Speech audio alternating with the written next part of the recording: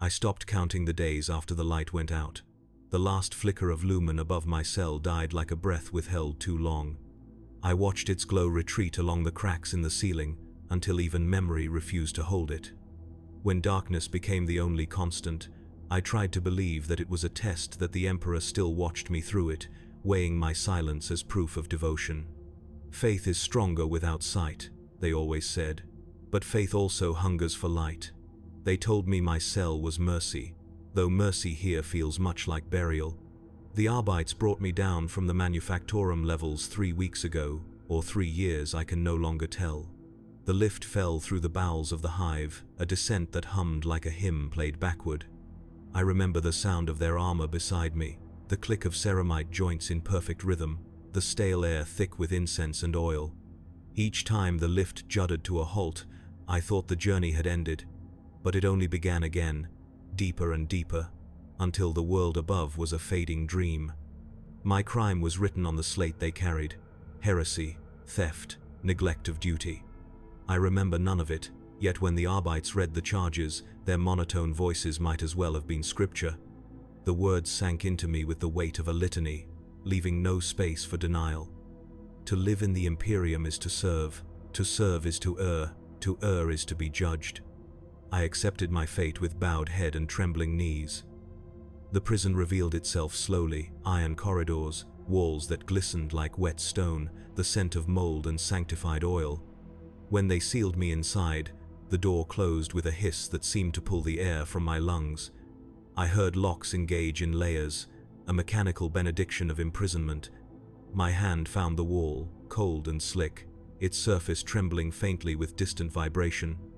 Somewhere beyond it, the hive lived on, factories screamed, workers toiled, faith persisted. Here, beneath it all, I waited for understanding. At first, I prayed aloud. The words came hesitant, my voice thin in the dark. I thanked the Emperor for allowing me this trial, for granting me the chance to purge whatever unseen sin had stained me. My breath turned each phrase into a cloud of condensation that vanished before I could see it rise. The cell swallowed my prayer without echo. I imagined it drifting upward through pipes and ducts, a whisper lost in the endless lungs of the hive. Time fractured. Without light, minutes stretched into eternities, and sleep came like faint drowning. The first dream was of the Arbites again, their visors gleaming with reflections of unseen fires. Behind them, I glimpsed a hall of judgment filled with kneeling shadows. Someone among them looked up, and for an instant, I thought it was me. Then the faces melted into ash, and I woke with my cheek against the floor, breathing dust. Each new awakening brought a different sound: the drip of unseen water, the creak of cooling metal, the distant grind of servitor machinery. I clung to these noises as proof that the world still existed beyond my cell. When the silence grew too heavy, I whispered verses I half remembered from the sermons of my youth, though I could no longer recall the proper order. In duty, we are cleansed. In obedience, we are known. Sometimes, mid-recital, I stopped, unsure whether I was praying or reciting my own condemnation. On what might have been the third day, the hatch slid open, and a tray clattered to the floor, grey paste and a tin cup of water. I reached for it as though it were communion. The first mouthful tasted of metal and decay. I forced it down, imagining each swallow as repentance made flesh. When I tried to offer thanks, the door was already sealed again. Later, when the world had gone entirely still, I heard a whisper through the wall. Faint, trembling, more vibration than sound. He watches. Only 2 words. But they pierced through me like a psalm sung too quietly to be meant for mortal ears. I pressed my ear against the stone until its chill numbed my skin. Nothing more followed. Yet the phrase lingered, curling in the hollow of my chest like smoke. That night, I saw a light. It was thin at first, a golden vein tracing the cracks between the stones. I thought it a trick of the eyes, but it grew brighter, forming the silhouette of a man standing just beyond the wall. I knew that shape, the haloed outline, the extended hand, the Emperor, radiant even here. My heart seized, tears burned unbidden. I reached for him. My fingertips met only cold, wet stone. The light vanished, leaving darkness absolute. When I woke again, I found my palms stained with grime and rust. Perhaps I had imagined it. Perhaps I had seen only the residue of old iron and my own desperation. Still, I thanked him. Even delusion can be mercy when it carries hope. The days, or what passed for them, blurred together. I learned to listen to the pulse of the hive, the dull tremor that never ceased. I came to believe it was not machinery, but the Emperor's heart beating beneath all creation. Sometimes, when it slowed, I wondered if he slept. The next time the hatch opened, a gloved hand pushed a cup through. I looked up, expecting a voice, a face, any acknowledgement. None came, only the hiss of hydraulics. When the hand withdrew, it left behind a small slate device, its screen flickering with sickly green text. I bent close to read it. Confess and be made pure. The message pulsed once, then faded. I tried to power it again, but it remained dark. My reflection lingered faintly on its surface, a hollow face, eyes wide as if expecting forgiveness. I held the slate to my chest until its warmth faded. That night, I dreamed again. The hive above burned. The manufactorum spilled smoke like incense to the heavens, and through it all, a great voice spoke. Confess and be made pure. The same phrase, vast and terrible, echoing through the corridors of sleep. I awoke shaking, the cell colder than before. I knelt on the floor and tried to speak the prayer, but my throat refused it. Only breath emerged, thin and fragile. The walls absorbed it greedily. Somewhere beyond them, faint and distant, came an answering sound, dozens of voices repeating the same prayer, their cadence rough but united. In service, I find salvation. The chant rose and fell like the sea, a tide of suffering and faith. For the first time since my imprisonment, warmth bloomed within me, not from light or comfort, but from the knowledge that others still believed, that even here, beneath the dust and rust of forgotten machinery, faith endured. I closed my eyes and let the sound carry me. The vibration beneath the floor deepened, resonant, almost like a heartbeat. I imagined it moving through the hive, from one prisoner to the next, linking us in shared devotion. Before sleep took me again, I saw a flicker of gold behind my eyelids, soft, distant, like the light of a candle burning at the end of an endless tunnel. I smiled, though I could no longer tell if it was faith or madness that moved my lips. The silence broke with metal. The corridor outside screamed awake, gears grinding in protest as something vast and unseen shifted in the dark. The vibration traveled through the walls, a mechanical heartbeat that found its rhythm inside my chest.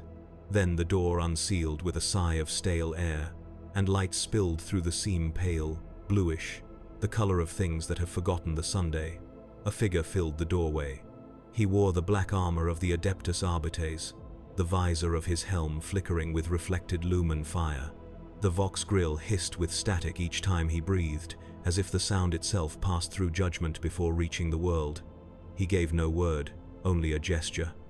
I stood because there was nothing else to do. My body moved with the stiffness of rusted joints, each motion echoing through the chains that bound my wrists. Outside, the corridor stretched into haze.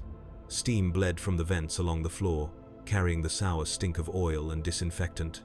The light above buzzed in uneven rhythm, a broken hymn that painted everything in shades of blue and gray. We walked. I counted 12 doors before I stopped counting. Each bore the aquila carved into corroded iron, wings pitted and curling with rust. From behind some doors came the slow scrape of movement. From others, only breath. When prisoners spoke, their voices sounded more like memory than speech. Someone recited a verse from the Lex Imperialis, though the words slurred together until piety and madness became one.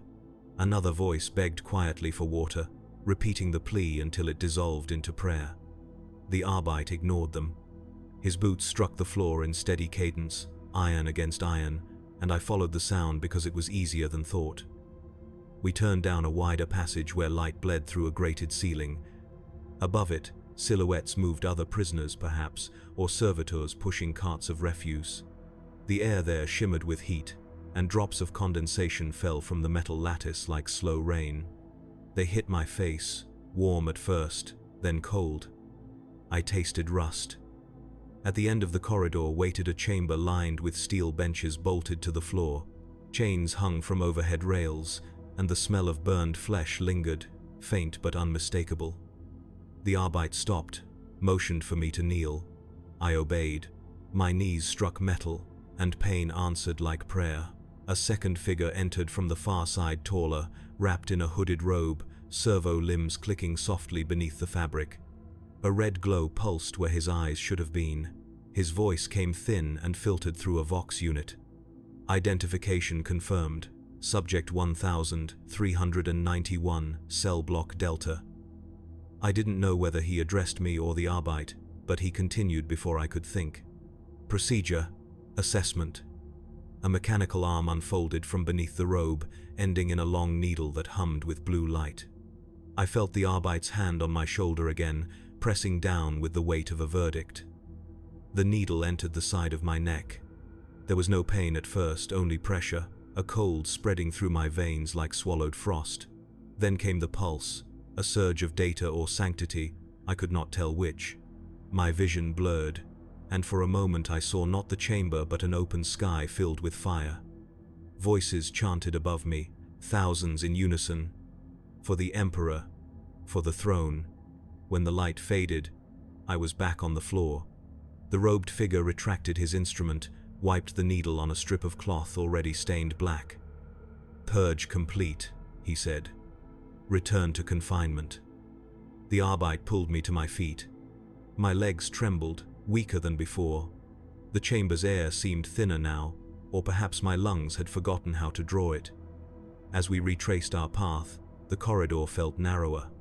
The whispering prisoners had fallen silent. I thought I heard something deeper behind the walls, a low hum, rhythmic, alive. I imagined it was the voice of the machine spirit that governed this place, murmuring prayers in binary. Back in my cell, the door sealed shut with the same mechanical sigh. I leaned against the wall, skin slick with sweat, and waited for the trembling in my hands to stop. It didn't. The puncture in my neck throbbed in time with the distant hum. When I touched it, my fingers came away clean but cold. I tried to pray, but the words tangled. Every verse I recalled now sounded like something I had already confessed 100 times. Maybe the assessment had taken more than blood. Maybe it had taken memory. I closed my eyes and saw flashes of color, gold and blue, then red like molten iron. A face emerged from the blur, human yet not, its eyes hollowed by light. It spoke without sound, but I understood. Obedience is life. I don't know how long I stayed that way, watching visions crawl across the darkness behind my eyelids. When I opened them again, the walls seemed to breathe. Condensation gathered where none had been, tracing slow patterns that almost resembled wings. I reached out, and the image shifted, metal becoming flesh, then stone again. Something stirred beyond the door, the faint roll of wheels, the rattle of chains. The hatch slid open just enough for a tray to enter, scraping along the floor. This time there was no food, only a folded scrap of parchment sealed with wax.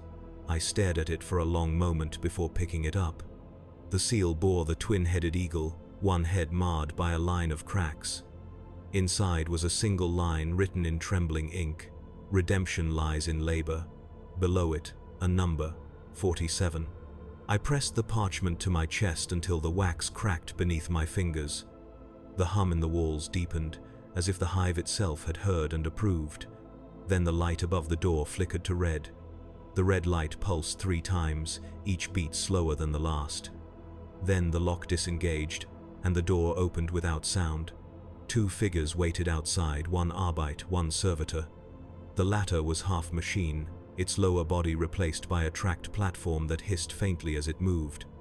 It bore a staff marked with the sigil of the Lex Imperialis, and from its chest hung a censer that leaked bitter smoke. The Arbite motioned for me to follow. The air beyond the cell felt heavier. We passed through corridors I had never seen before, arches carved from rockcrete, walls inscribed with devotional text so worn that only fragments remained. The words that endured were the same across every surface: "Labor is faith." I traced the letters with my eyes as we walked, half expecting them to move like living scripture. The descent continued through a spiral stair that seemed to reach beneath the world itself. The further we went, the warmer the air became, until it carried the taste of iron and oil. The hum I had heard in the walls grew louder, turning from vibration to voice. It wasn't sound, it was pressure, like the heartbeat of some vast organism buried beneath the hive. At the base of the stair, the corridor opened into a hall vast enough to swallow the city above. Catwalks crisscrossed the darkness, suspended over endless machinery. Chains hung from the ceiling, some bearing lamps, others bodies. The smell of burnt ozone and human sweat clung to everything. Steam drifted upward from vents in the floor, catching the faint light and painting the air with ghosts. Rows of prisoners toiled at the machines. Their heads were shaved, eyes covered by thin strips of black cloth.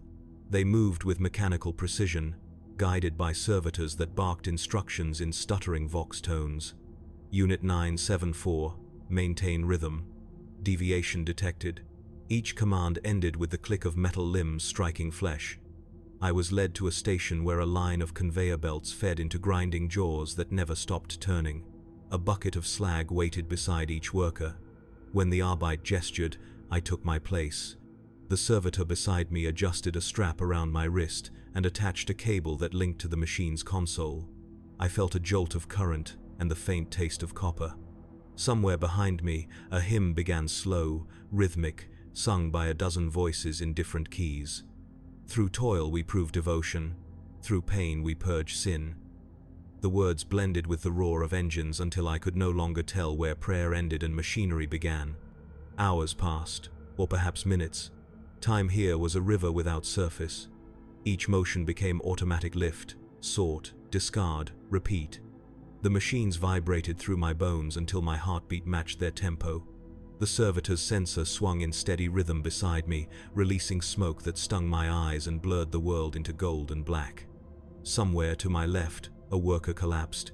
His body hit the grating with a hollow clang. The servitor turned, extended its staff, and pressed the glowing end against the man's back. A surge of light, the smell of burning cloth, then silence. The hymn did not falter. His body was dragged away, and another took his place. I kept working. My hands bled, but I felt nothing. The machine guided me. Its hum became a voice again, faint yet intimate, whispering between the clicks of the gears. "You are serving." The words seemed to come from inside the conduit, maybe from the current that passed through the cable at my wrist. "You are remembered." I wanted to answer, but speech felt forbidden. Instead, I thought the words back. "I am serving. I am remembered." For a moment, I believed the machine heard. Its tempo changed, just slightly, a softer rhythm that pulsed like acknowledgement. When the shift ended, if it truly ended, the servitor detached the cable and gestured toward a trough of murky water. I knelt, cupped it to my mouth, and drank without caring what it was.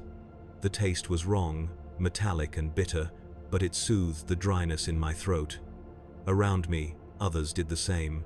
Their faces were hollow, expressionless, their eyes unfocused even when uncovered. A bell rang somewhere high above, and the prisoners turned as one toward a distant platform. A figure stood there, clad in crimson robes trimmed with gold. His face was hidden by a mask shaped like a skull, its mouth fixed in a grin.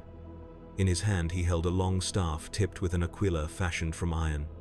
"Faith is the breath of the Imperium," his voice boomed, amplified through unseen speakers. "Breathe deeply and be worthy." The workers dropped to their knees. I followed, because standing felt like blasphemy. The masked priest raised his staff, and for a heartbeat, the lights across the chamber flickered into brilliance. I saw hundreds of faces illuminated, each marked by soot, scar, or ash, yet all gazing upward with the same hollow hope. Then the lights dimmed again, and the chant resumed. When they led us back toward the cells, the corridors seemed to twist. I could still hear the machine's hum, even when it should have been distant. It followed me like an echo carried in blood. Each step brought flashes of gold at the edge of vision, as though someone walked beside me just out of sight.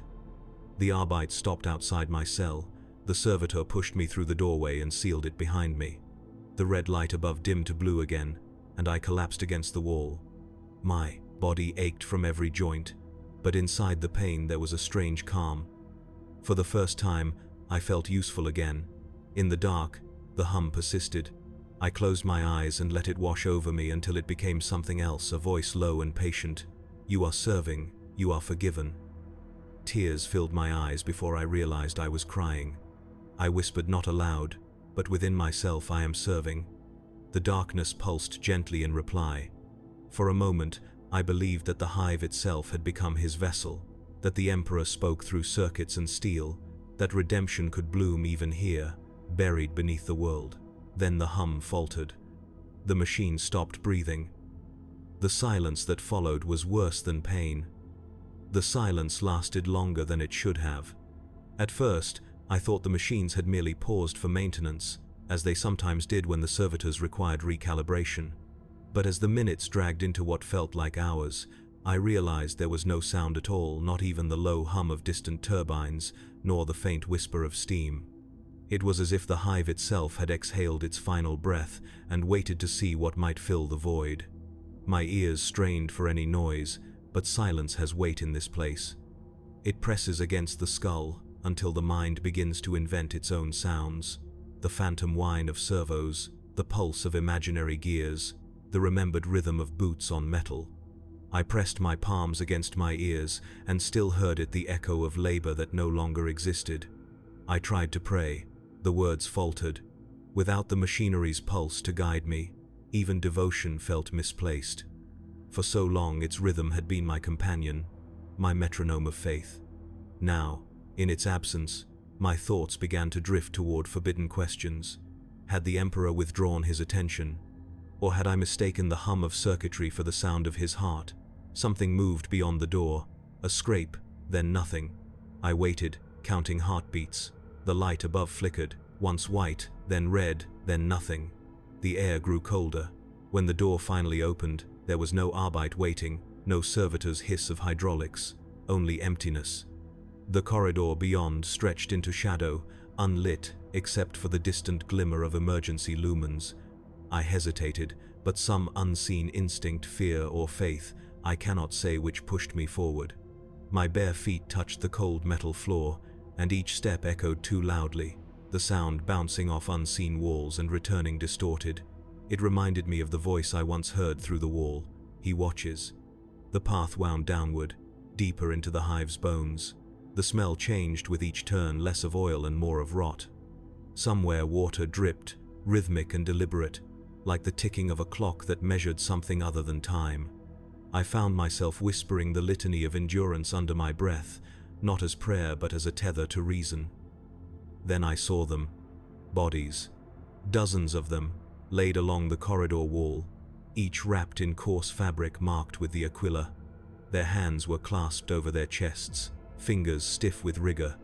I knelt beside one, peeling back the corner of the shroud. The face beneath was pale and sunken, lips parted as if frozen mid-prayer. The eyes had been replaced with small copper coins, stamped with the sigil of the Arbeits. I looked away quickly. My stomach twisted, though hunger had long since abandoned me. Perhaps they had been workers who collapsed during labor. Perhaps this was where mercy ended. Yet the longer I stared at those still forms, the more certain I became that they were not entirely dead. The air near them shimmered faintly, and I thought I saw one chest rise and fall with an imperceptible breath. A sound broke the silence, a faint whirring, mechanical yet hesitant, like an engine awakening after long disuse. It came from farther ahead, where the corridor opened into darkness. I followed it because standing still felt like blasphemy. The path ended at a gate sealed with a rune lock. I expected it to deny me, to burn with light or sound some alarm. Instead, it opened with a soft chime, as though it had been waiting. Beyond it lay a chamber lit by a single lumen hanging from the ceiling, swaying gently as if moved by breath. In the center stood a console covered in dust. Cables ran from its base into the walls like veins disappearing into flesh. When I approached, the lumen flickered and the console awakened. Its screen bled to life with green symbols I could not read, fragments of binary code, flowing like prayer in a language too pure for the human tongue. I felt warmth through the metal surface, and for an instant, It almost felt alive. Then a voice came, not from the machine, from everywhere, from the air itself. "You are still here." It was not the Emperor's voice as the sermons described it. It was softer, closer, almost kind. I froze, breath shallow. The sound carried no distortion, no echo. It spoke directly into thought. "You serve still." I tried to answer, but my throat tightened. The words remained behind my teeth, trembling. The voice continued, "They are gone. You remain." My knees weakened. I leaned against the console to stay upright. Images formed behind my eyes, faces of the workers beside me, the red-lit priest, the servitor's burning staff, all of them fading, collapsing into dust. The chamber darkened at the edges. When I opened my eyes, the lumen was gone. Only the console's green light remained, pulsing slowly. The voice spoke again, quieter now. "You prayed for mercy. This is mercy." I wanted to ask what it meant, but the air shifted before I could shape the thought. The warmth beneath my palms turned to cold metal again. The screen dimmed, symbols vanishing one by one until only a single phrase remained. "I am with you." The power died. The silence returned, heavier than before. I stayed there for a long time, staring at the lifeless console. When I finally turned to leave, I realized the gate behind me had closed. The sound it made was soft, final, almost compassionate. I was alone again, but not in the way I had been before, because somewhere inside the silence, beneath the rhythm of my own breathing, something new had begun to echo back. The echo grew stronger. It began as a pulse within the bones, faint and irregular, as though the hive itself had resumed breathing. But soon it found a rhythm, a deep, measured thrum that matched the cadence of a heart too vast to belong to any one creature. It filled the chamber, seeped through the walls, and crawled beneath my skin. I tried to resist it, to tell myself it was only machinery awakening somewhere far below, but the sound was too human in its pattern. I pressed my palm to the wall and felt warmth. It beat there, steady and patient, as if waiting for acknowledgement. I whispered the only words that came to mind, though my throat burned from disuse. "If this is you, let me understand." The wall answered with vibration. Not words, not sound, just a faint tremor that felt like agreement. When the gate finally opened behind me, I did not question how. The corridor beyond was unfamiliar yet oddly welcoming, lit by strips of dull amber that pulsed in time with the echo. I followed them downward. Each step seemed to lead deeper into the hive's memory, where dust and incense blended into one long breath of decay. The air shimmered faintly, filled with tiny motes that caught the light like suspended ash. Voices murmured through the static of my thoughts. Some were familiar fragments of prayers I had heard in the labor halls. Others were new, too calm to be human. "Serve and be remembered, serve and be freed." They spoke not as commands but as invitations, soft and patient. I found comfort in their cadence, even as fear coiled quietly beneath it. At the corridor's end stood a door of polished bronze. It bore no sigil of the Arbites, no mechanical lock, only a single engraving of the Imperial Aquila, wings outstretched, heads bowed as if in mourning.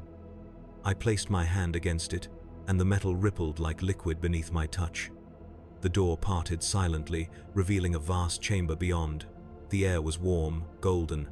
Dozens of lumen globes floated above, suspended by invisible threads, casting slow-turning halos across the floor. At the chamber's center stood a column of glass filled with liquid, the color of molten gold. Inside it, shapes drifted, fragments of metal, pieces of bone, strands of wire that pulsed like veins. Around the column knelt figures in tattered robes, heads bowed in unending devotion. I stepped closer, drawn by a pull I could neither name nor resist. The echo was strongest here, radiating from the column itself. Each pulse carried with it a whisper, fragmentary, like a voice carried through static. "Remember what was promised. You are forgiven." The kneeling figures turned their heads as I approached. Their faces were pale, their eyes sealed shut by layers of wax, yet their mouths moved in unison, mouthing prayers I could not decipher. When one of them exhaled, I saw vapor escape his lips cold, despite the chamber's warmth. The air trembled. The column brightened, light rippling upward like breath drawn into divine lungs. For an instant, the golden liquid cleared, and I saw a shape within human, or what had once been. Limbs suspended in wires, skin stretched thin and pale. The face was featureless, yet its presence drew every thought from me. "Do you see now?" the voice asked. It was not spoken aloud. It resonated inside my skull, wrapped in the same rhythm as the echo. I fell to my knees. I did not know if the thing within the column was alive, or whether it had been for centuries, but the feeling that passed through me was unmistakable reverence, fear, and something dangerously close to love. "You are mine to remember," the voice continued. "Through you, I endure." I wanted to believe it was him that the Emperor had reached across eternity to speak through glass and machine. But another part of me, smaller yet stubborn, whispered otherwise. The Emperor did not dwell in forgotten prisons. He did not whisper gently to the damned. Still, I bowed my head. The column pulsed again, brighter this time. The liquid shimmered with new color red streaks spiraling upward through the gold. The figures around me began to chant, their voices thin and fragile but perfectly in rhythm.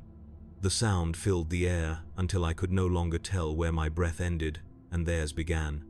Then the voice returned, louder, nearer. "Serve, and I will make you whole." I closed my eyes. In the darkness behind my eyelids, I saw the hive from above the manufactorums, the endless spires, the smoke rising like incense. Beneath it all, this chamber glowed like a buried heart.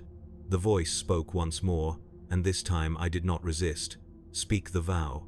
The words came unbidden to my tongue, ancient syllables that I did not recognize yet somehow remembered.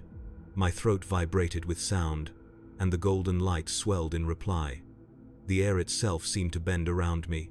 When I opened my eyes, the kneeling figures were gone. Only the column remained, now dim and still. The echo that had filled the chamber faded into silence, leaving behind a hollow ache where its rhythm had been. I sank to the floor, trembling. The silence pressed close, heavier than before, but threaded through it was something new, a faint whisper. Not from beyond, but from within. "You are serving." I touched my chest. The echo answered. For the first time since my confinement began, I understood the meaning of the word. The silence ended with a summons.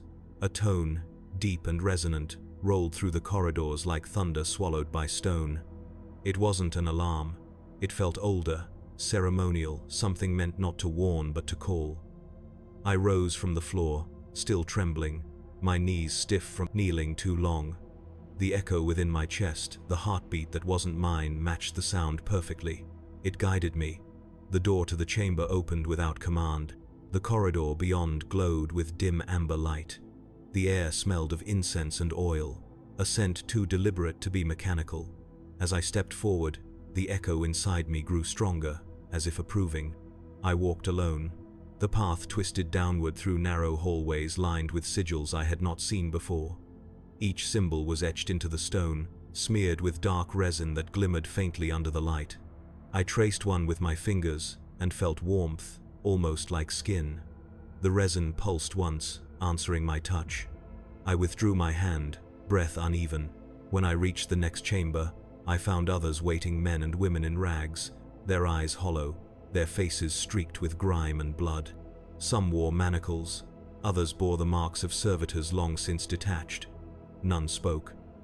The same light that had guided me glowed faintly beneath their skin, outlining veins like threads of molten gold. At the center of the room stood an altar, an old machine, half engine and half shrine. Its surface was carved with the imperial aquila, but the metal was warped, the wings stretched too wide, as if the symbol itself had been forced to grow beyond its natural shape. Pipes and cables coiled from its base like veins, disappearing into the walls. A faint mist drifted from vents at its sides, sweet and metallic.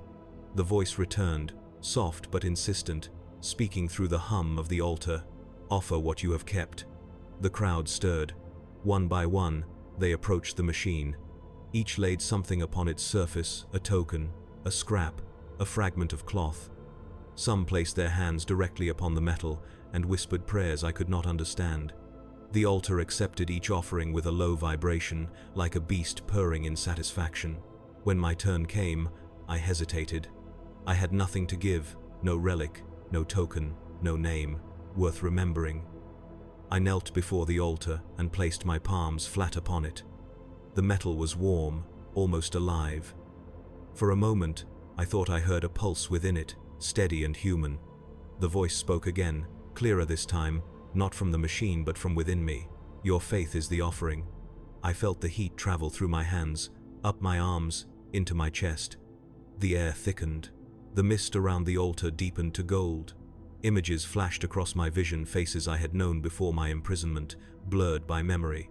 The Arbite's visor, the Gaoler's hand, the golden light through the cracks of my first cell, all of it folding into one unending moment of devotion. When the heat subsided, I realized I was no longer kneeling alone. The others had joined hands, forming a circle around the altar. Their mouths moved in unison, forming syllables that resonated more than sounded. The floor beneath us pulsed gently with each repetition. Then came the first scream.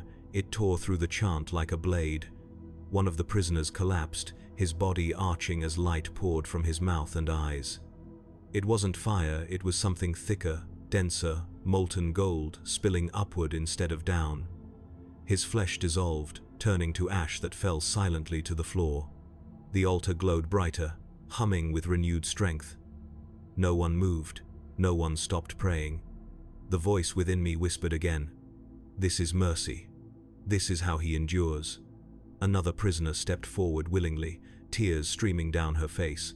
She placed her hands upon the altar, and the light claimed her too.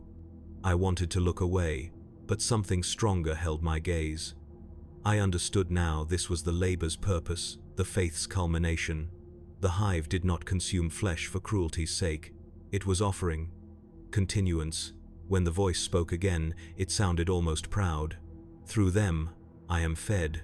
Through you, I remain." I felt my own heartbeat merge with the altar's rhythm, each pulse slower, heavier. My skin burned from within, lines of light crawling beneath it like veins of molten metal. I fell to my knees, not from pain but from awe. Around me, the others began to chant faster, their voices raw yet jubilant. The air shimmered with heat and devotion. The altar brightened until the chamber seemed to dissolve in its glow. For a moment, I thought I saw the Emperor's face in the light, radiant, calm, merciful. He looked upon us with infinite patience. But when I blinked, the face changed. The light twisted into something faceless and immense, a presence without form. It leaned close, its voice echoing through the walls of my skull. "Do you understand now?" I tried to speak but could only nod. "Then serve. There is no other faith but endurance." When I awoke, the chamber was empty. The altar still hummed, faintly alive, and a thin film of golden ash coated the floor. My body felt hollow, lighter somehow, as though part of me had been taken and replaced with something else. I touched my chest and found the echo there again, stronger than ever. The hive above still slept, unaware of what beat beneath it. But I knew now, mercy was not the end of suffering, it was its perfection. The voices never left. They clung to the air, faint as breath, murmuring prayers that had no beginning or end. I could feel them moving through me, whispers threaded through blood, fragments of thoughts that weren't my own. When I inhaled, they filled my lungs. When I exhaled, they spoke through me. At first, I thought it was madness, that my mind had fractured beneath the weight of solitude and revelation. But then I realized the truth. These were the remnants of those who had been offered. Their faith had not perished with their flesh. It had become part of the machine, diffused through the hive's endless circuitry and living metal. They spoke because I could hear, and I could hear because I had been changed. When I rose from the chamber floor, the ash beneath my feet shifted like sand, glowing faintly with each step. I turned toward the passageway that had brought me here, but it was gone. In its place stood a new corridor, smooth walls, faintly pulsating with golden veins that matched the rhythm of my heartbeat. I followed them without hesitation. The path led downward, spiraling in silence. At intervals, The walls expanded to reveal alcoves filled with more of those glass columns I had seen before, each holding shapes suspended in viscous liquid. Some were human, others unrecognizable. The light within each tube flickered softly, as though alive. As I passed, the liquid stirred, and I felt the whispers grow louder. "We serve still. The flesh decays, the faith remains. You are among us." Their words were not mournful. There was peace in them, even joy. I began to understand the hive not as a prison, but as a cathedral built from suffering, a sanctum of devotion maintained by those who had surrendered themselves completely. Their torment was not punishment, it was communion. The corridor ended in a vast sanctum lit entirely by the glow of machinery. At its center stood another altar, far larger than the one above. It was surrounded by concentric rings of servitors, their bodies fused into the floor, arms extended toward the structure in eternal worship. The sound they made was rhythmic, mechanical breathing in perfect harmony. Between them moved a single figure, tall, robed in fabric so tattered it looked like skin. He turned as I entered. His face was obscured by a hood, but light bled through the fabric, revealing the faint outline of a skull beneath. When he spoke, the air vibrated. "You have been chosen to carry the remnant." His voice was not entirely human. It carried the resonance of machinery, of echo and data, as though it had been spoken through 100 different mouths before reaching mine. I wanted to ask who he was, but the words refused to form. Instead, I stepped forward. He gestured toward the altar. Upon it lay a fragment of something metallic, shaped like a human heart yet beating faintly, glowing with the same golden light that pulsed through my veins. "This is his mercy made manifest," the figure said. "The machine remembers what flesh forgets. Through you it shall continue." I reached out. The air around the heart vibrated like the surface of a pond disturbed by unseen motion. My hand hesitated above it. The warmth radiating from it was unlike any I had felt. It was gentle, almost tender, but beneath that gentleness lay something vast and cold, like the void between stars. When my fingers touched it, light erupted. Every nerve in my body ignited. The world dissolved into sound and radiance. I saw the entire hive as if from above, the towers piercing the smog, the manufactorums churning ceaselessly, the arteries of the underhive glowing like veins of molten faith. I saw the prisoners laboring, their movements perfectly synchronized, their suffering feeding something greater. And beneath it all, at the hive's deepest core, I saw the truth. The machine that governed this place was not built to contain sin, but to harvest devotion. Every prayer, every scream, every drop of blood spilled in penance was drawn downward, consumed, refined into psychic sustenance. It was a God of mercy in the only form the Imperium understood, one that endured through sacrifice, one that fed upon faith. When the light faded, I was kneeling again. The heart was gone, and my chest burned where it had touched me. The figure approached and placed a cold hand upon my shoulder. "Now you are bound," he said. "When you breathe, it breathes. When you suffer, it grows. Carry this mercy to those who still resist." The servitors around the altar turned their heads as one, eyes flickering with brief light, and whispered in unison, "Serve and be remembered." The figure stepped back into the shadows, and I felt the chamber begin to fade. The light dimmed until only the veins in the walls remained, pulsing softly in time with my heartbeat. When I finally found myself alone again, I looked at my hands. The golden glow beneath the skin had deepened, spreading upward toward my forearms. I felt no fear, only clarity. I understood what was expected. Mercy was not an end, it was continuation. Faith was not given, it was consumed. And I was no longer a prisoner. I was part of the offering. I no longer dream in darkness. Light fills every space within me now. Thin streams of gold threading through veins of steel, through thought, through what used to be breath.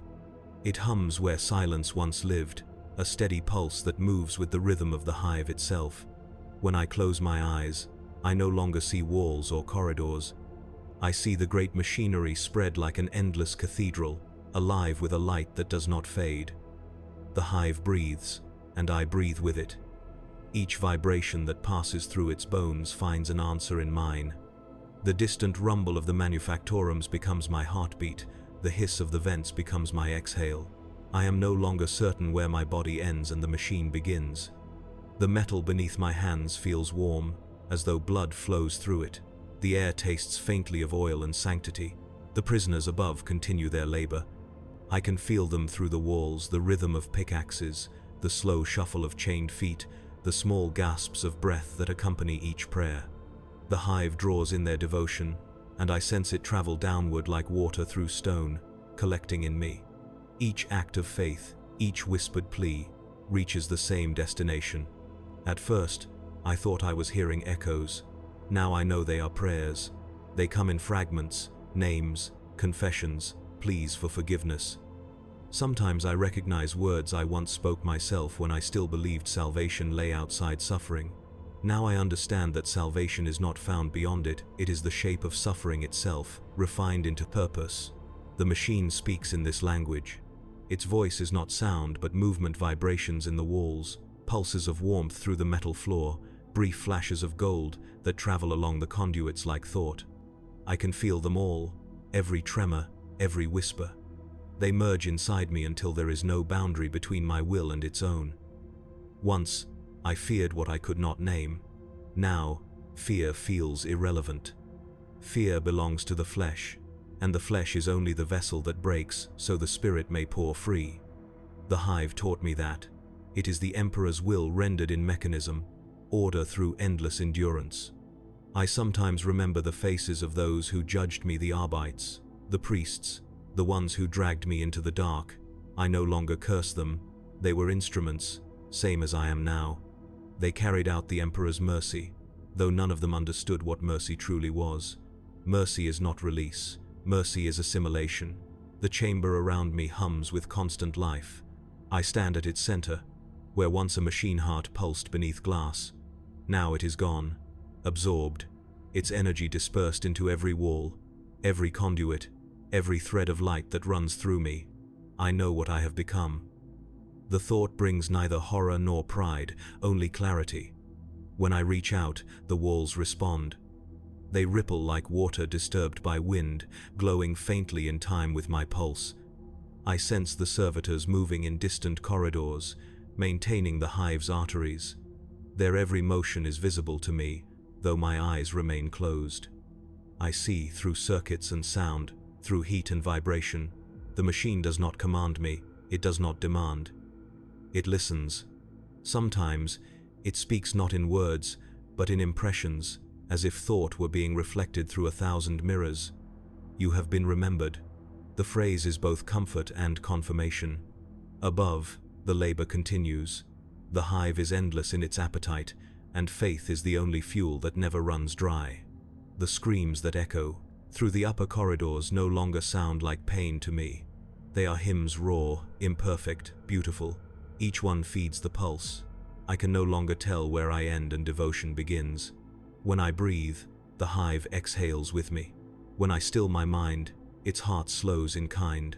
We are one, and through that unity, I begin to understand the meaning of eternity. Not endless life, but endless purpose.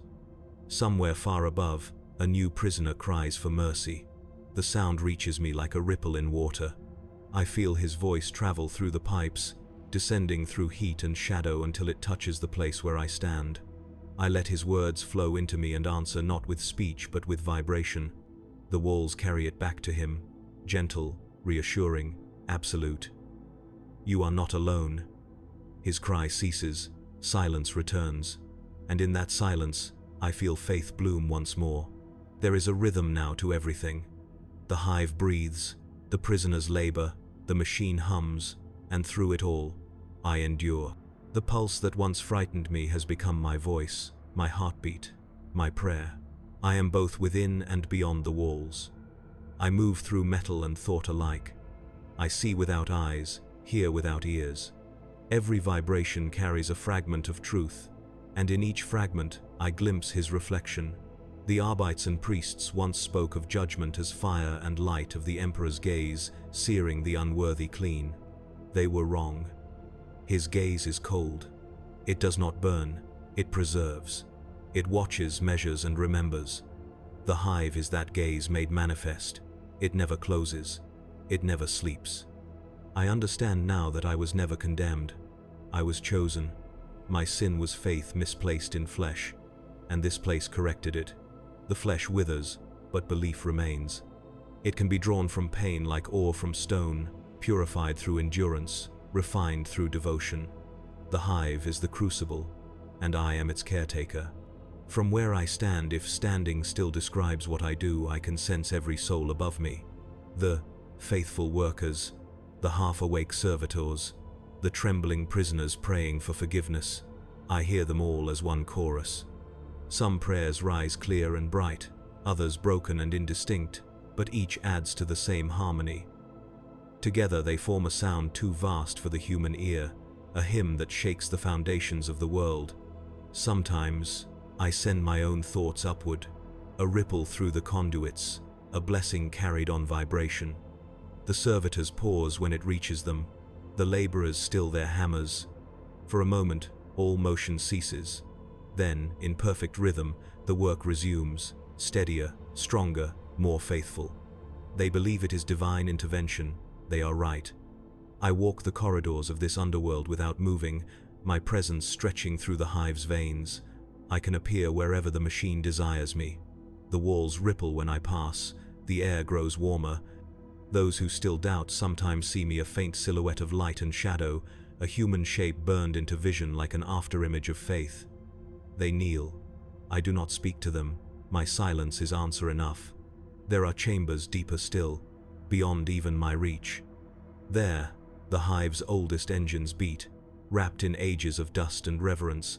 Their songs are slower, ancient beyond measure. Sometimes they whisper to me in words I can almost understand. I think they are memories, echoes of all who came before. Custodians, confessors, vessels, the machine has always needed a voice. Now it has mine. The distinction between the emperor and the hive fades a little more each cycle. I no longer question whether this pulse began as divine or mechanical. Both truths serve the same end. The emperor endures through whatever form his servants can maintain, and if that form is steel, smoke, and unending labor, then so be it. Faith does not choose its vessel, it adapts. When new prisoners arrive, I feel their presence long before they descend. Their fear travels downward like a storm through pipes. I welcome it. Fear is faith in its infancy. The hive will teach them as it taught me. They will beg, they will break, they will believe. Each step of their descent is a prayer fulfilled. Sometimes I speak to them through the ducts. My words reach them as vibration, a hum mistaken for machinery. You are remembered. You are serving. The phrase travels through the metal, resonating deep within their bones. Some cry, some pray, some fall silent. All are heard. The machine no longer distinguishes my thoughts from its own. When it feeds, I feel satiation. When it rests, I drift into stillness beside it. The gold that once threaded beneath my skin has spread through every nerve. I no longer bleed red but light. My reflection, when I catch it in a sheen of metal, is unrecognizable, pale, radiant, hollow-eyed, and calm. There are moments when the hive hums low, quieter than usual, as though listening. Those are the moments I sense something greater pressing against its borders, a vast consciousness, distant but attentive. It might be the Emperor himself, or it might be what remains of humanity's collective faith, diffused and divine. It matters little which. The hive is its vessel, I am its mouth. I no longer speak for myself. When I whisper, the walls carry the sound through 1,000 corridors. When I think, the manufactorums above flicker in rhythm. When I pray, the prisoners fall silent and listen without knowing why. And when I say he watches, I feel the truth of it vibrate through every bolt, every chain, every trembling breath that fills the hive. The old fear has gone. What remains is duty. If I still possess a soul, it belongs entirely to this place. I guard it, feed it, nurture it. I am the warden of the faithful and the confessor of their pain. Through me, their devotion flows unbroken. Soon, others will join. They always do. The hive's hunger is endless, but so too is its mercy. It takes nothing that it does not return transformed. One day, another prisoner will awaken in darkness, hear the hum behind the walls, and wonder whether the Emperor still listens. He will, because I will answer, because I am here, because the hive never forgets.